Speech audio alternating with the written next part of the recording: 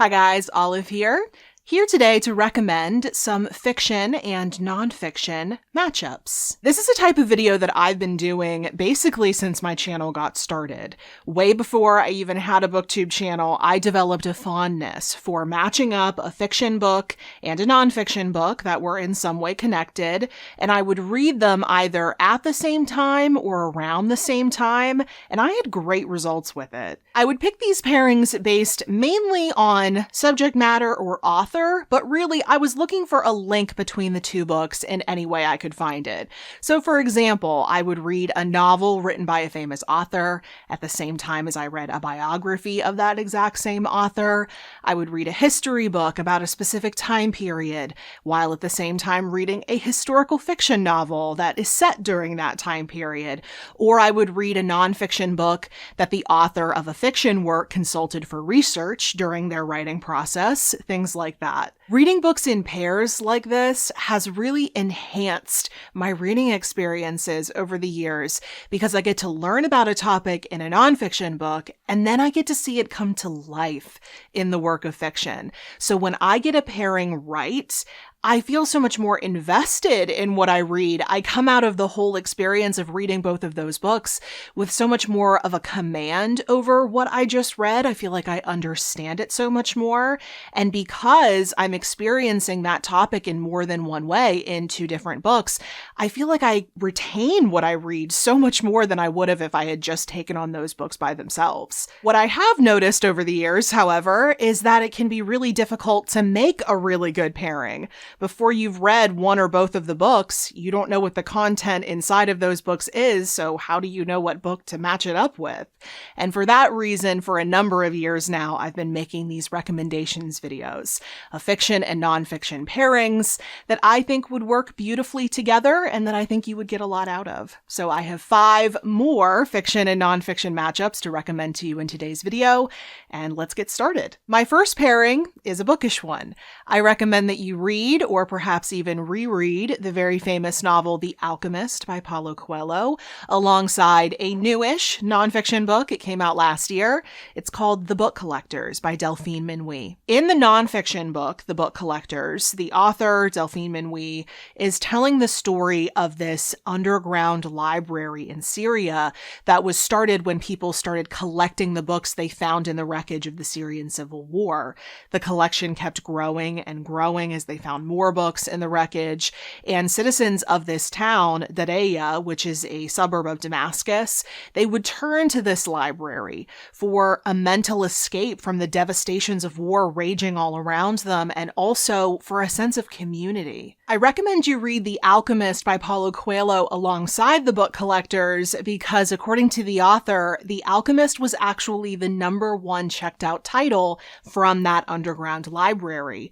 The Alchemist is the story of a shepherd boy who leaves his home in Spain on a journey to Egypt because he's looking for buried treasure near the pyramids. It's a story that displays the unwavering pursuit of a dream, of a goal, but then it's much more about finding value in the journey itself rather than just the achievement of said goal.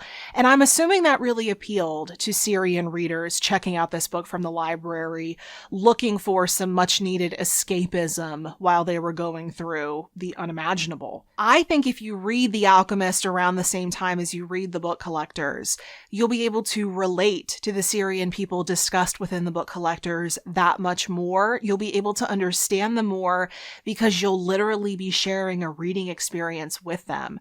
I definitely recommend these two together. Next, I definitely recommend you read Diane Setterfield's latest novel called Once Upon a River, alongside a biography of the River Thames written by Peter Ackroyd. Once Upon a River is a novel that takes place in the late Victorian era, and everything begins when a badly beaten up man carrying a dead child bursts into a tavern that is known locally for all the storytelling that goes on within it.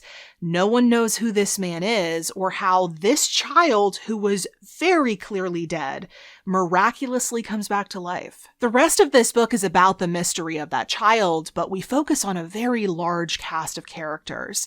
And I would argue that the River Thames is one of those characters in this novel.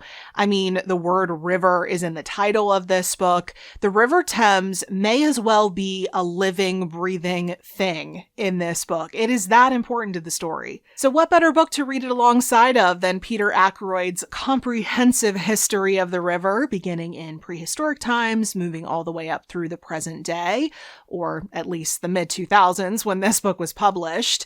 It may be a little bit more thorough than you need, but I do think it'll give you the opportunity to learn more about the river, which is in so many ways the heartbeat of this book. I think it would enrich your reading experience of an already magical novel. I actually reviewed Once Upon a River here on my channel very shortly after it was released. If you'd like to see that review video, if you would like to learn more about this book, I will link it for you in the description box below and up in the cards. For my third pairing, I recommend you pick up the immensely popular nonfiction book Braiding Sweetgrass by Robin Wall Kimmerer just before you pick up the new novel The Seed Keeper by Diane Wilson. Braiding Sweetgrass can be a really challenging book to describe because there's so much going on within it. But basically, Robin Wall Kimmerer is discussing her people, Indigenous North Americans, their practices, their relationship with the land, but also the myriad hardships they've endured, from having their lands taken away from them, from having their children ripped away from them, and having their culture demonized. I said when I introduced this pairing that I think you should read Braiding Sweetgrass first, and I say that because I think you'll want to have the basis of knowledge that it provides before you go into reading The Seed Keeper, which is the story of a newly widowed Indigenous woman who at long last returns to her family's home in Minnesota, from which she was removed and placed into foster care as a child. I am definitely not the only one to notice that these two books just really suit one another. I've seen and heard a few different people say now that these two make the perfect pairing. I think some people even discovered it accidentally. They just so happened to be reading both of these books at the same time, which is always the perfect surprise. So this is a tried and true matchup, and hence why I wanted to highlight it for you in this video. In my next to last matchup in this video, I would like to recommend two books that both have the 2011 Japanese tsunami as their focus. The novel is called The Phone Booth at the Edge of the World by Laura Imai Messina, and the nonfiction book is Ghosts of the Tsunami by Richard Lloyd Parry. In The Phone Booth at the Edge of the World, there is supposedly this magical phone booth in someone's garden that will allow the caller to speak to loved ones they've lost. And this draws in our main character, who is still grieving the loss of her mother and her daughter, who both died during the tsunami. It's a book about grief, particularly shared grief, which is also the focus of Ghosts of the Tsunami by Richard Lloyd Parry. That book does discuss the details of the tsunami, so if you don't know anything about it, reading Ghosts of the Tsunami would be a good way to inform yourself or give yourself a background of knowledge for you to be able to understand The Phone Booth at the Edge of the World. But it's not just a book about the natural disaster. It's also a book about one specific story of the tsunami. It's the story of this one school that was particularly hard hit.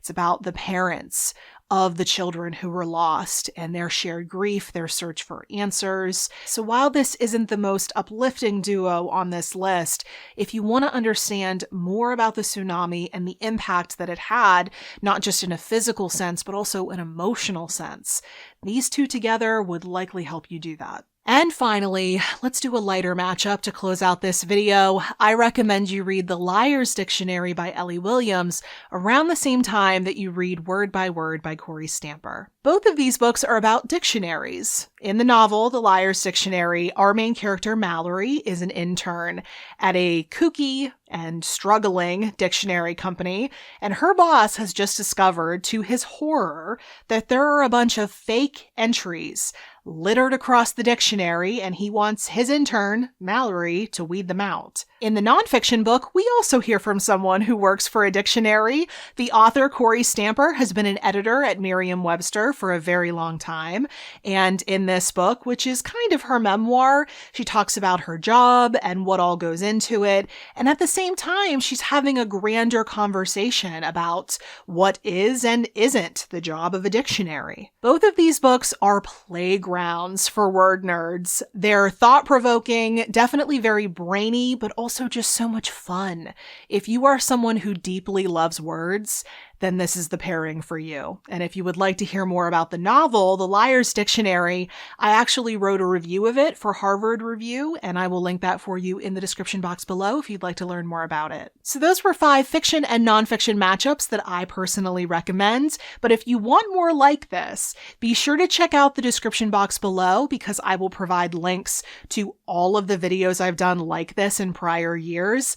Like I said at the start of this video, I've been doing these for many years now, so there are so many of them down there for you to enjoy. If you know of any good fiction and nonfiction pairings, please let me know what those are down in the comment section below. Could always use some good recommendations.